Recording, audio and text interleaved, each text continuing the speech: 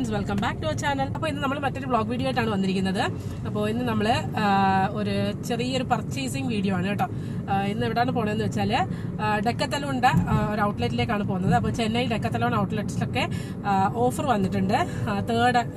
Second and third മാർച്ചിൽ 70% stock clearance സെയിലാണ്, 70% ഓഫിൽ. അപ്പോൾ നമ്മളിവിടെ അടുത്തുള്ളൊരു ഡെക്കത്തലോണിൻ്റെ ഔട്ട്ലെറ്റിലേക്കാണ് പോകുന്നത്. അപ്പോൾ അവിടെ പോയിട്ട് കുറച്ച് സ്പോർട്സ് ഐറ്റംസ് ഒക്കെ വാങ്ങാനുണ്ട്.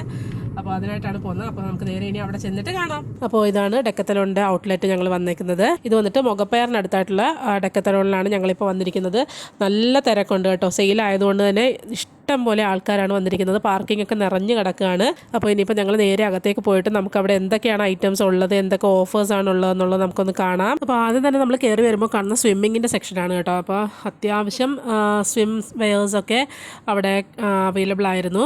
പിന്നെ ഒരുപാട് സൈഡിലൊക്കെ നോക്കുകയാണെങ്കിൽ ഒരുപാട് ചപ്പൽസ് ഒക്കെ ഉണ്ടായിരുന്നു കേട്ടോ. എല്ലാം ആകെ വാരി വലിച്ചിങ്ങനെ ഇട്ടിരിക്കുകയായിരുന്നു. ഇത് ഞാൻ പറഞ്ഞല്ലോ, മാർച്ച് 2 and 3 സെയില്. അപ്പോൾ സെക്കൻഡിന് തന്നെ ആൾക്കാർ ഒരുവിധം വന്ന് എല്ലാമൊക്കെ വാങ്ങിക്കൊണ്ട് പോയിട്ടുണ്ടെന്നാണ് നമുക്ക് കാണാൻ കഴിഞ്ഞത് അവിടെ. കാരണം ഭയങ്കര കുറവായിരുന്നു ഓഫർ പ്രൈസിനുള്ള ഐറ്റംസൊക്കെ. കുറച്ച് ഐറ്റംസ് മാത്രമേ ഉള്ളായിരുന്നു ഓഫറിലുള്ളത്. മറ്റതൊക്കെ നോർമൽ പ്രൈസിങ് ആണ്, നോർമൽ ഡെക്കത്തലോൺ പ്രൈസിങ്ങിൽ തന്നെയുള്ള ഐറ്റംസ് ആയിരുന്നു.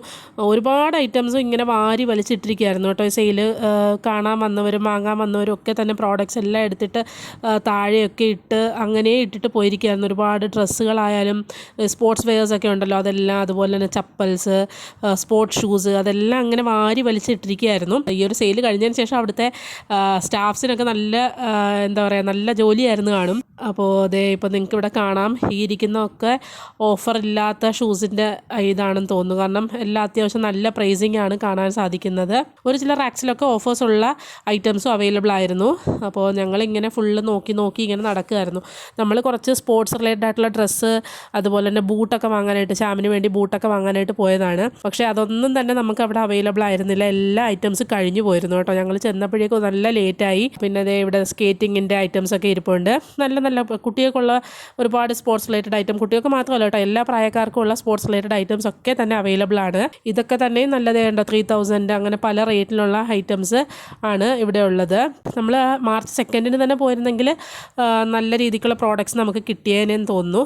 ഇതിപ്പോൾ നമ്മൾ ലേറ്റ് ആയതുകൊണ്ട് തന്നെ പ്രോഡക്റ്റ്സ് ഒന്നും അധികവും കഴിഞ്ഞു പോയിരുന്നു. പിന്നെ ഇതേണ്ടോ സൈക്കിൾസൊക്കെ ഇരിപ്പുണ്ട്. 7000, 6000 അങ്ങനെ പല റേറ്റിലുള്ള സൈക്കിൾസ് ഉണ്ട്.